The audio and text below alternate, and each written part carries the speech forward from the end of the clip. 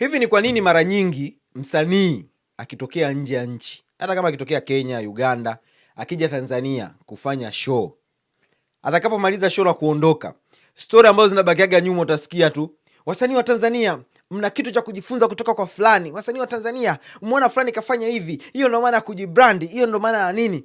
Yaani sisi wasanii wetu wa Tanzania, kila msanii atakayetoka nje ya Tanzania kuja kufanya show hapa, lazima wataambiwa wana kitu cha kujifunza. Yaani wenyewe miaka yote wanakuwa na kitu cha kujifunza tu, miaka yote. Alafu unakuta hata wasanii wengine hawafanyi maajabu hayo ya kusema kwamba msanii wa Tanzania anatakiwa kujifunza. Hawafanyi maajabu hayo ya kutisha.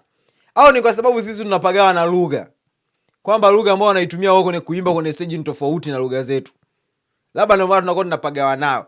Lakini ukija kuangalia asilimia kubwa wasanii ambao wanakuja kuperform hapa, alafu ukija kuangalia na show za Diamond akipiga kwenye Serengeti Vibes, sio Serengeti nini. Kuna show moja Diamond kapiga Ramada Hotel kipindi kile, si mwaka gani ile, alikuwa na Zuchu. Bonge moja la show ambao limewazidi hata wasanii kibao ambao wamekuja hapa.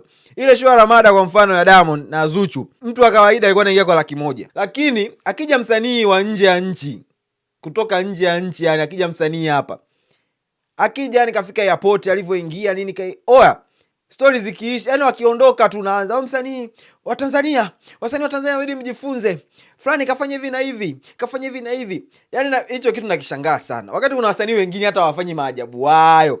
Mimi natoa mfano mdogo.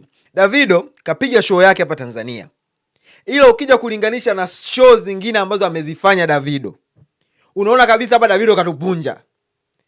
Yani kafanya show bora, show kali, lakini bado katupunja. Tofauti na hizo show zingine anaweza kuzifanya si O2 Arena, si wapi. Unaona kabisa kuna utofauti mkubwa hata wa show hapa anafanya. Yani ambao ametufanyia hapa ni asilimia chache ya ubora wake. Which is kuna wasanii wa ndani pia walishafanya hivyo. Wasanii wa ndani kibao wanafanya show kali. Show za Harmonize uzioni au?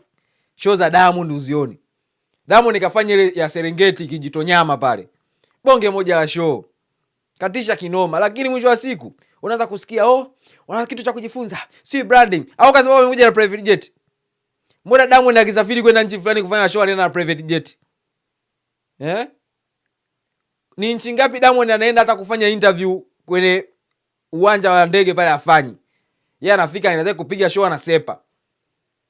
Yaani kwa sababu tu Davido amefika hapa, hajafanya interview na waandishi wa habari kaondoka, kuna watu washazuka, hiyo ndo maana branding, anajibrandi, anajua kitu gani anakifanya, anakwenda kwa ratiba. Mbona wasanii wetu wanakuwa wanaenda sijui wanaenda sehemu fulani wanapiga show, wanamaliza wanarudi kimya kimya yani.